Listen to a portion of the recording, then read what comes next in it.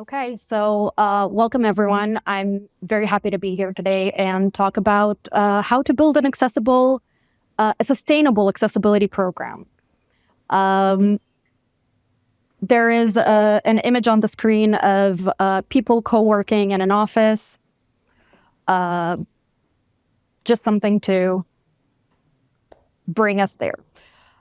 Okay, so first of all, before we dive into the content, a little bit about me. My name is Lina Trifon. I use she, they pronouns. I identify as queer, disabled, and neurodivergent. I help organizations build accessibility programs. I've done that in several organizations, currently doing that as Senior Product Manager of Accessibility at Ellevation Education, and previously at Ovia Health. There's an image of myself on the screen. To those that can't see me, I'm a white femme with black straight hair and large glasses. So in today's agenda, we're going to acknowledge the challenges that we have with accessibility programs. We're going to introduce the accessibility maturity model and how to best use it to inform your program. And then we're going to talk about the dual track strategy that I use for actually creating a sustainable practice. And at the end, we'll have a couple of resources and time for a Q&A. In the image on the screen, it's a winding road and a colorful field. All right, some of the fun challenges with accessibility programs. I'm sure none of you has felt or experienced any of these. Okay, I'm sure all of you have experienced at least one of these. Let's be real. So first, we have overwhelming technical debt. Usually, you start with accessibility. Oh, we need an audit. We have a gazillion issues found, and what do we do with all of them? Don't forget that besides accessibility, we have competing priorities. So there are things that our stakeholders like to call strategic priorities. I'm sure none of you heard of these words before either. That basically, and accessibility, unfortunately, by most is not considered a strategic priority, which we hope to change, but the change is slow. We have limited resources because usually either most of them are working on the strategic priorities, or you're a team of one or very few people that is actually doing the work. There are knowledge gaps. So if they haven't considered accessibility, it means that most likely not a lot of people will know what it is and why it's important. And there's lack of buy-in, which is both. When we think of lack of buy-in, we usually think of management, but it can come from all levels of the organization. And it can lead to resistance to change as well. So if you don't get people on board, they will fight you. So I presented a lot of challenges. And these are not all the challenges. How do we even start tackling them?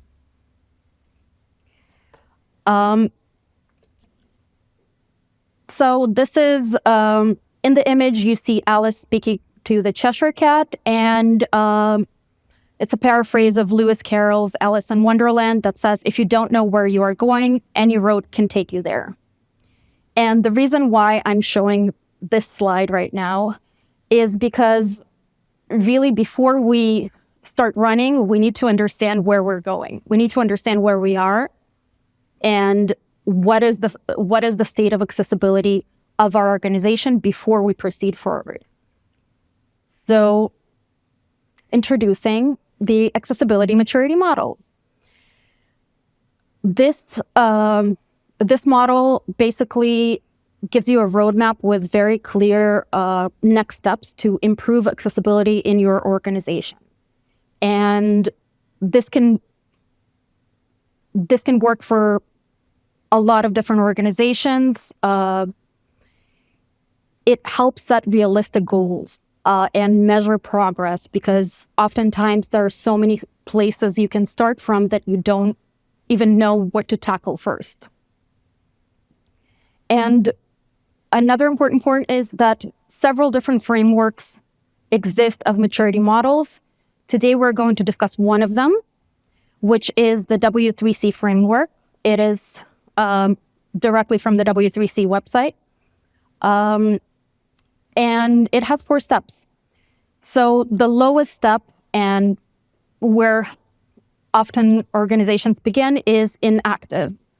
Basically, on the inactive level, there is no accessibility program or awareness in the organization. In the launch state, which is the second step, there is some initial accessibility effort and some awareness beginning, but it's still very new and disorganized.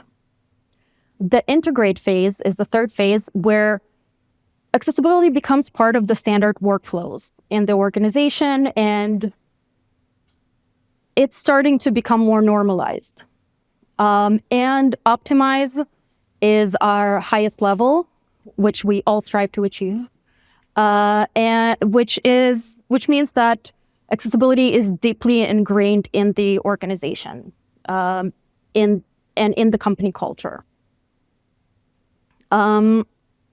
So the way you work with this is actually you can fill out on the W3C website. There is, I believe, a form that you can review and fill out for each of the 7 criteria that you have. Let me rephrase. There are 7 criteria that are measured in this maturity model. You can fill out the form yourself to see where your organization stands. I am not going to discuss all the 7 aspects today. I'm actually going to talk about 2 of them, which I found, which are the 2 I most commonly tackle first, because I come from product management. So we're going to talk about the information and communication technology development lifecycle, or software development lifecycle, for as you might have know that, and knowledge and skill building. So before we dive into the solution, I'll tell you a little bit about where my journey usually starts. I will try not to touch this though. So I usually enter the organization at the launch state, where there is a little bit of buy-in from leadership, but that's about it. There is some awareness that accessibility is needed, but what exactly is the need? Do we need a team? Do we need one person? What are the jobs to be done? Is a lot more flexible a lot of times. I have been a team of 1. I have been also working with a team of my own. So different organizations will have different resource allocation for that, but usually we start with launch. And my first goal is to get to integrate. Okay, now that we've covered the maturity model and we know where we are starting from and where we're going, let's talk about how we get there. So what I propose is really the dual track strategies that I use. And we have two tracks there. One is reactive and one is proactive. The reactive track is all about making sure that your existing product, your existing accessibility gaps are handled, are addressed, and to the best of your ability, of course. And the proactive track is about making sure that accessibility becomes part of your day-to-day workflow and becomes embedded in your processes so that going forward, you don't create more accessibility problems. And we're going to now dive into each of those areas. So the reactive track, we of course usually where we start, or where I find myself starting, is addressing legacy debt. In organizations that I've been in, there was either already an audit done, or we needed to do an audit to understand what is the status of our product. Usually we do that on the client-facing product, of course, because it's much harder to get buy-in on internal products. And we need to start somewhere, and that is a good place to start.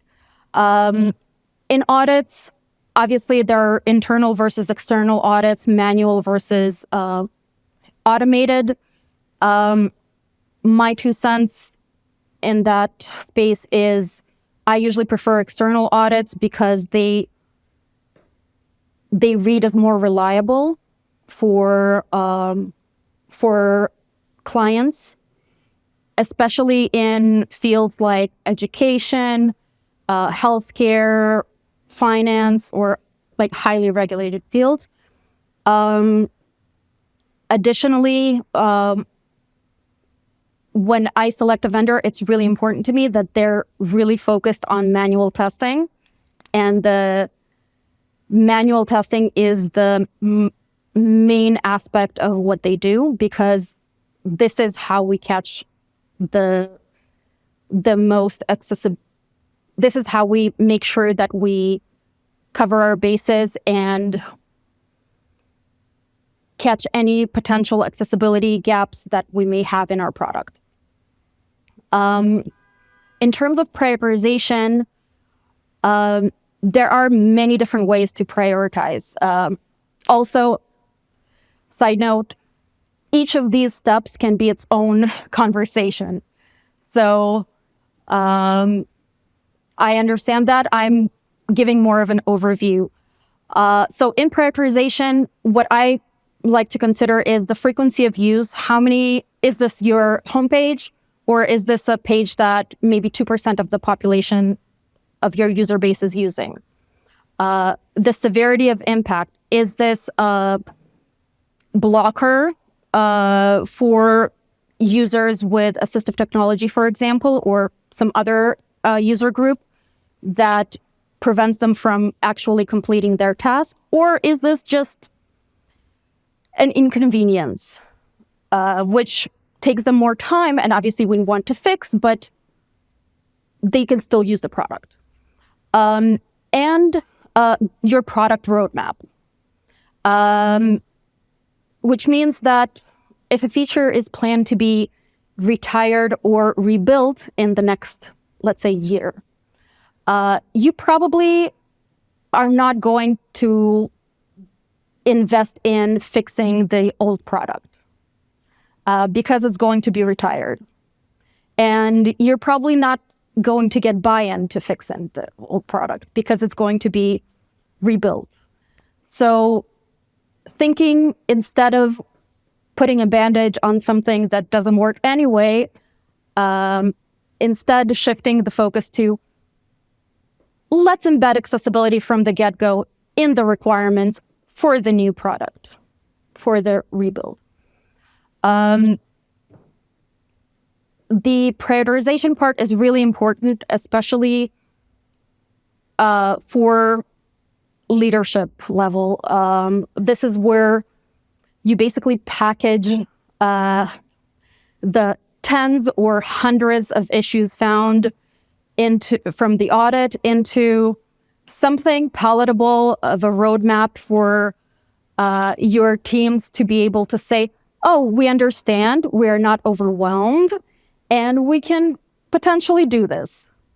Because if you show them a spreadsheet with hundreds of bugs, they might freak out. A little bit. So after you've gotten the prioritization out of the way, you got the alignment, you know what you're doing in terms of road mapping, comes the remediation part.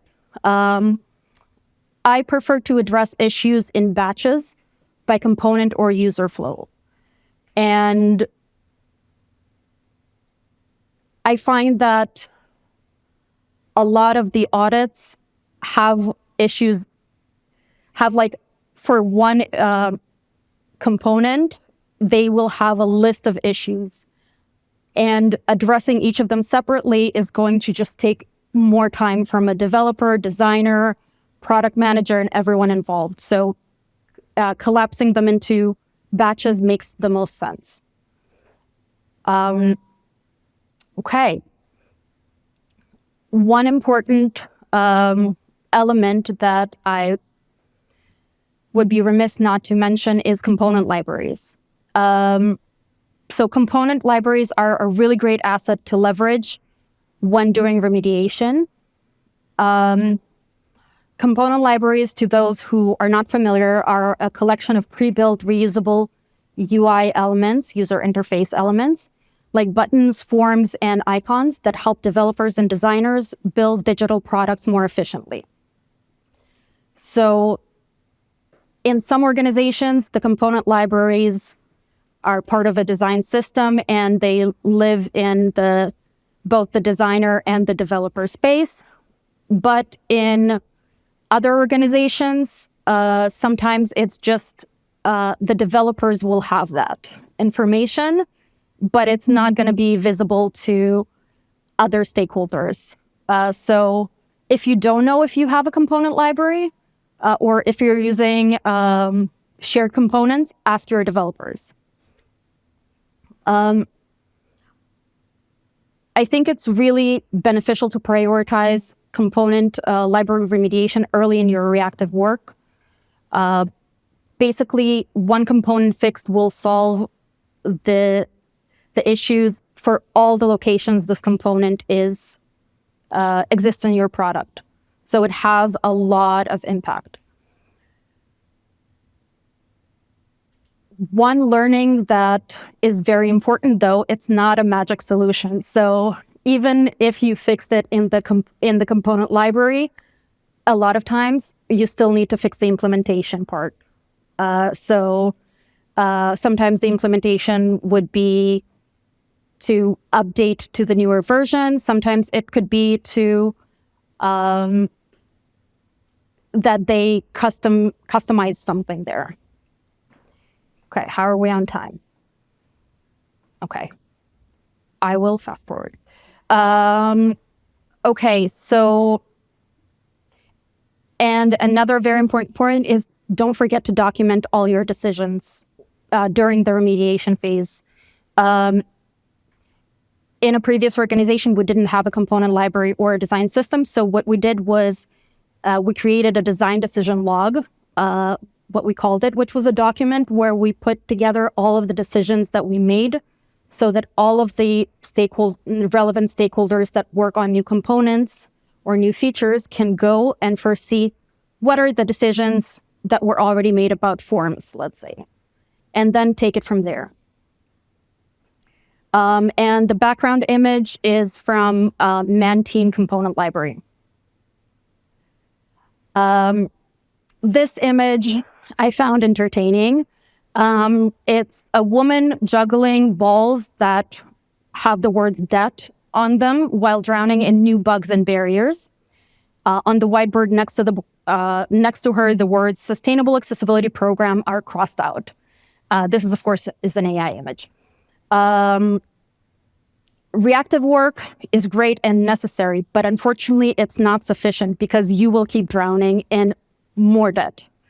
So that's where the proactive work comes into play. In the proactive track, we really are working to shift left. And by shifting left, I mean building accessibility expertise and accountability into the earliest stages of product development. So you want to make sure that they're really part of the process for everyone. So the 3 steps that I found helpful, first is the training. Training is great to make sure that that accessibility is understood, that people understand the need for accessibility and people understand what it does on a basic level. You also want to do both. This is more of a general training, but you also want to do role-specific training to make sure that people of different roles know what it is they need to do specifically for accessibility. Also, another key point is making training and learning ongoing and not one-time thing, because people will sit in a training and then they will forget all about it if they don't practice. The second step is guidelines, which is basically to make sure that accessibility is easy to do, or as easy as possible for them to do. Reduce the friction. So there are so many criteria, right? And people get lost in the sauce. So what we want to do is, what I found useful is actually creating role-based best practices and checklists for people to go through. I know it's, some people say yes to checklists, some people say no. I found it helpful for my teams to at least start somewhere and that helps them get in the habit of considering accessibility. And that is also something that is easier to put into a workflow of and put into requirements of check these, review the checklist than other things.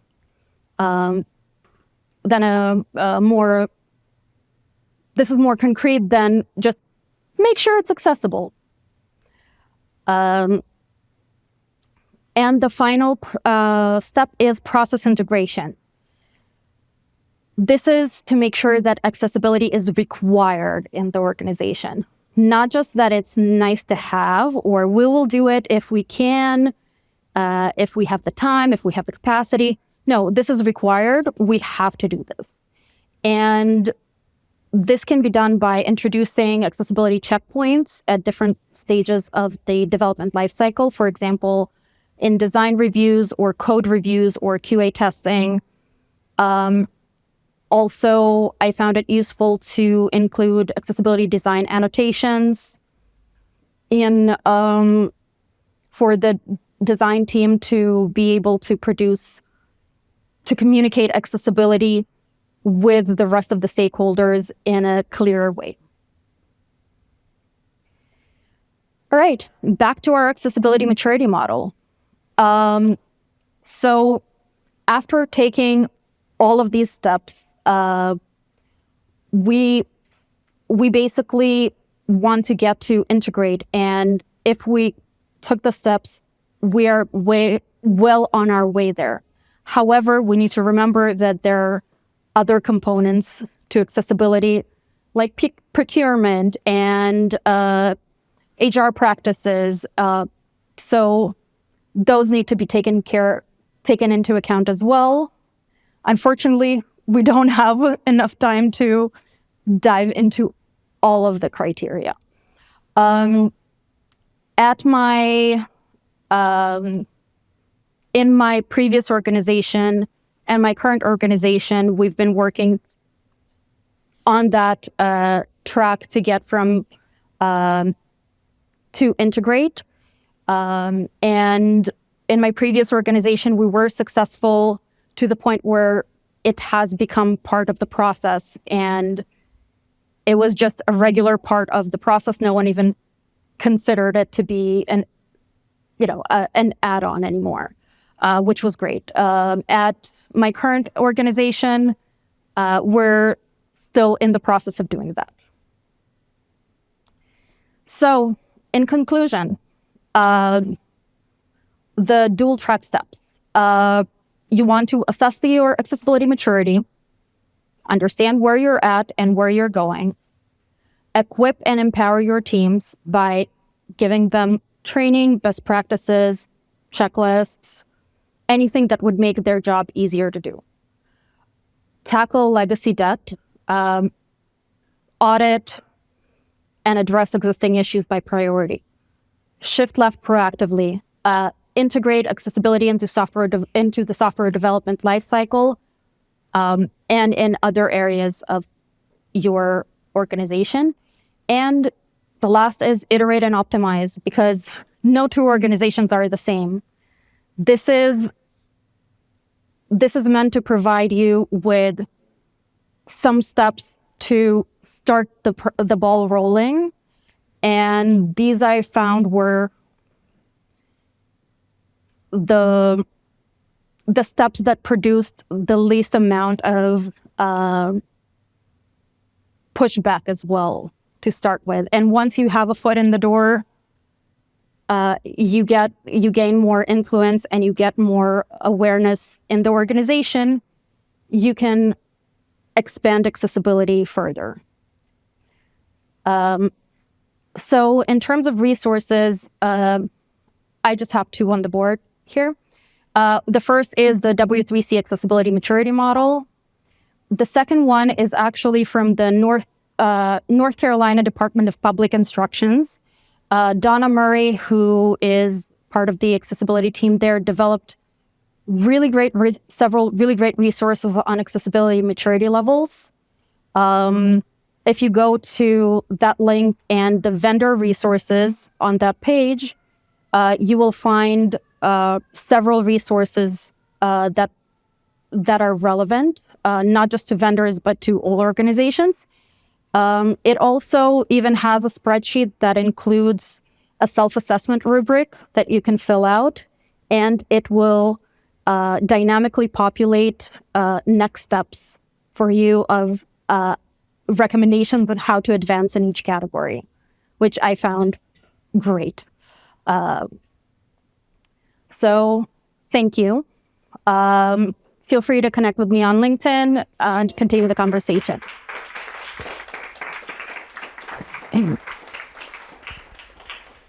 Thank you so much. Awesome presentation. So we're going to be taking questions from online and also here in the room. Anyone have a question here in the room to start off for presentation tonight?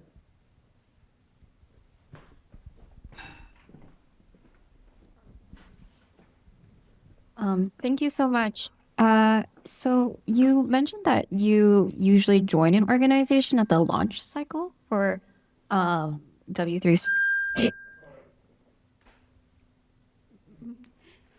For W3C maturity. And so I was wondering if it's before that, when there isn't so much stakeholder buy-in, what can we do from the product design, management, or development side to proactively get that kind of buy-in? That is a great question that I feel deserves a whole talk by itself. And there was actually a really good talk here several months ago, specifically on how to get buy-in. The things that I would suggest is start small and just within your realm. So start by potentially checking color contrast and making sure that colors are accessible of your brand, or doing something, find a few items where you can really, if you're a designer, for example, find a few items that you can really move the needle on and start talking about it and start bringing it to awareness in every conversation.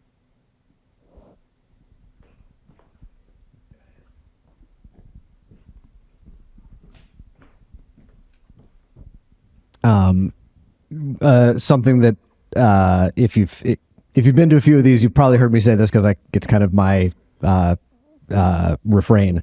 The best way that I've found, at least in my organization and with companies that we've worked with, to get buy-in for relatively low cost, or at least get people past that first shift in thinking about accessibility as compliance to thinking about accessibility as something worth investing in, is to just pay for the time of a few users with disabilities to interact with whatever product you're trying to generate buy-in around making more accessible, and ask for permission to record those sessions and put that in front of stakeholders. Like get a 5-minute clip or highlight reel of like, here is a real person who could be our customer who you have a do not enter sign on the door of our business, for a large portion of the population. Because I've spent lots of time giving slides on business cases and all that, and it just kind of goes over people's heads.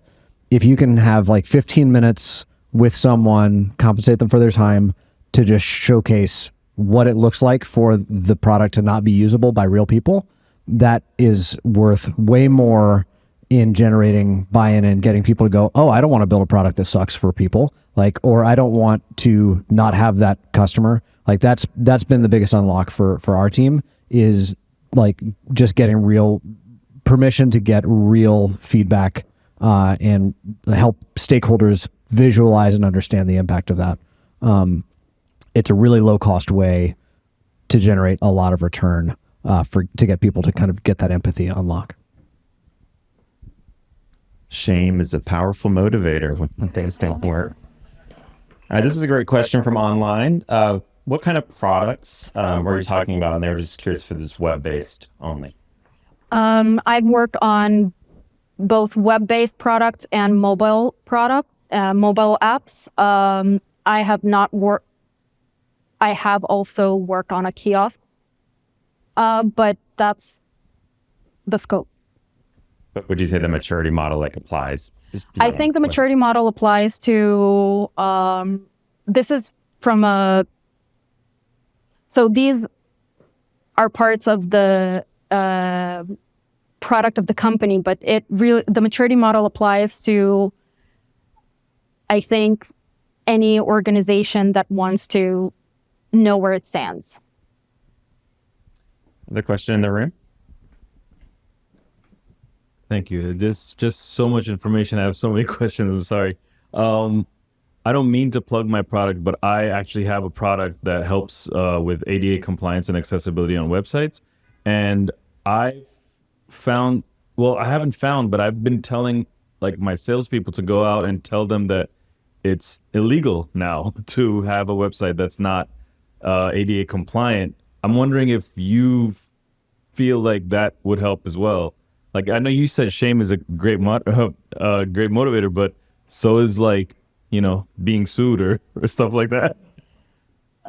Legal risk is a great motivator as well, especially in some industries.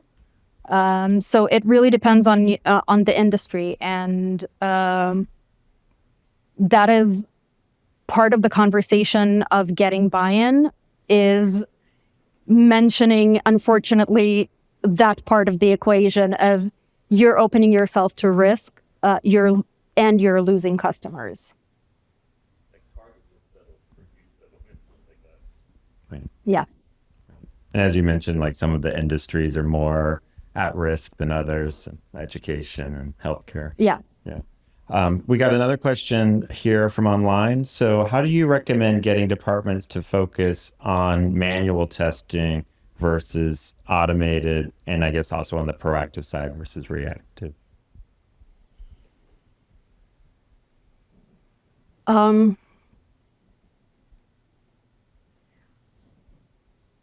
That is the $1 million question. But basically, okay, two parts. So manual versus automated. First, making it very clear that automated testing does not cover everything.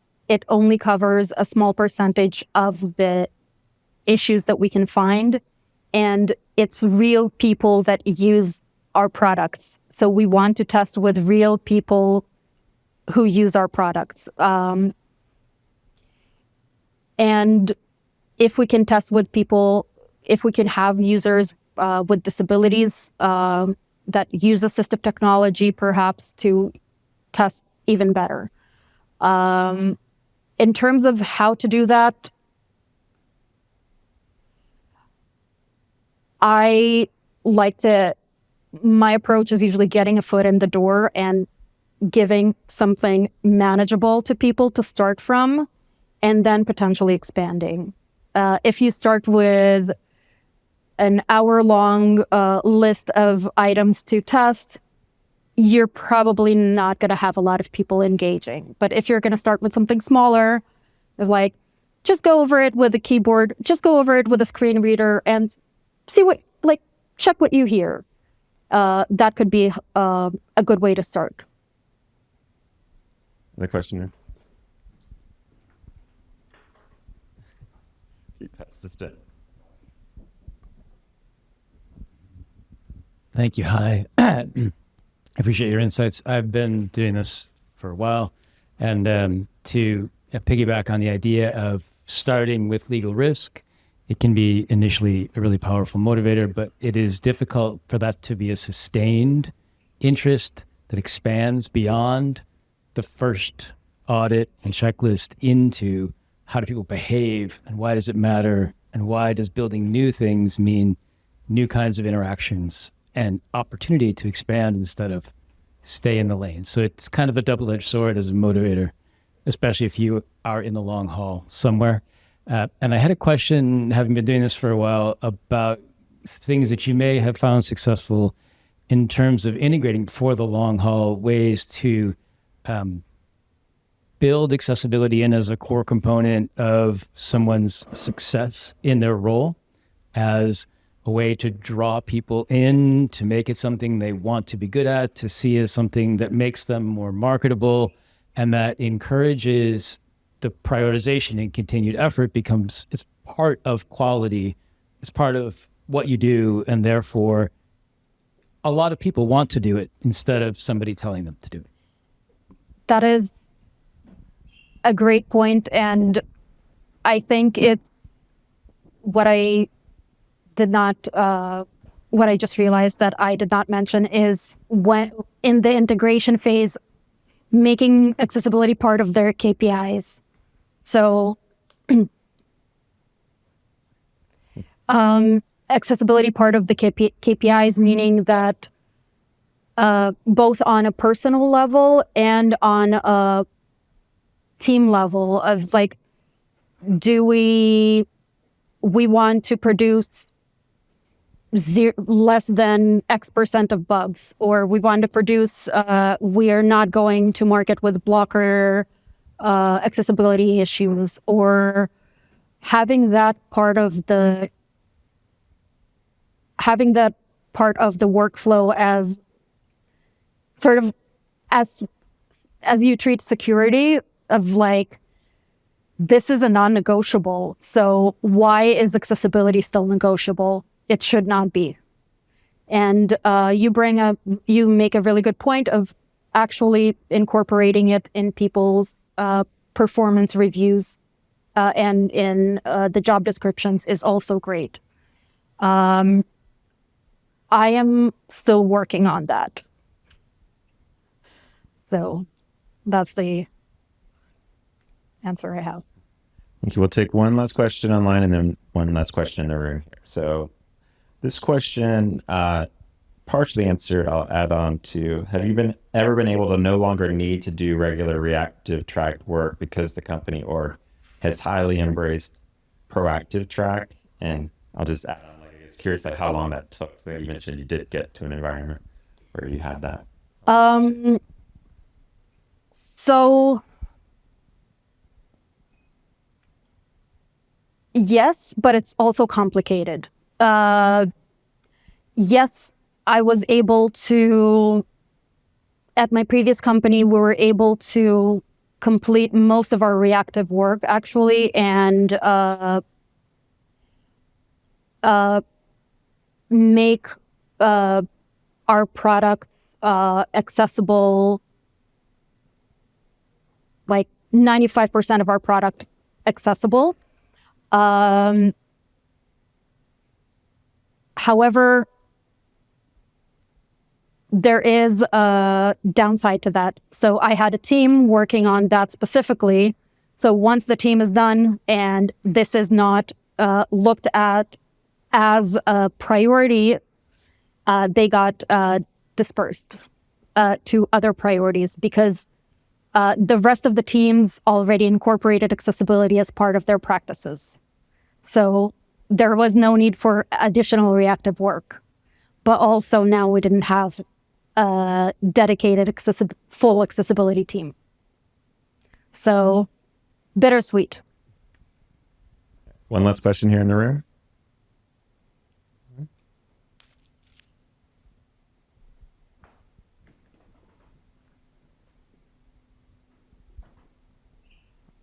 Hi, you mentioned before that sometimes you come in solo or you would work with a team within an organization. I'd love to understand the process of handing off work, maybe when you're thinking about leaving or when you're shifting the responsibility to someone else because you won't be part of that organization anymore.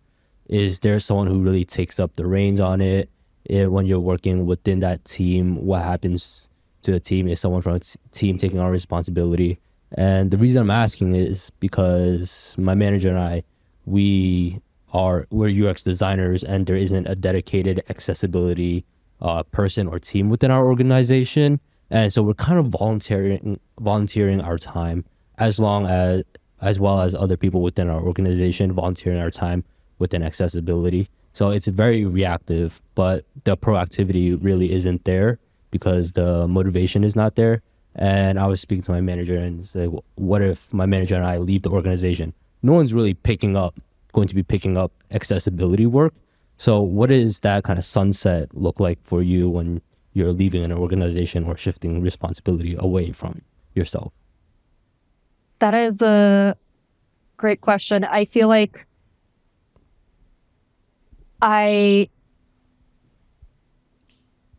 my perfect scenario is that I am no longer needed as an accessibility person to drive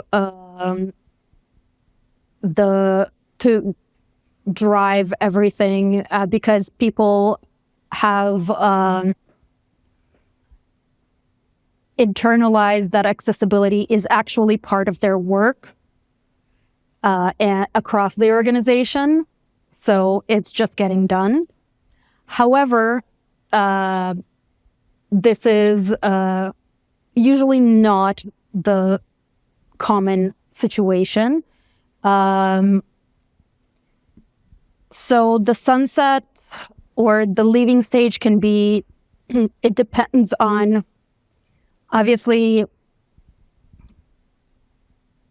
what you've done and what you leave with. So that's why creating in your situation, for example, a process of some sort of clear process of, yes, we take accessibility into account and this is part of our process, then you can just hand it off to the next designer who comes in and say, this is how we work.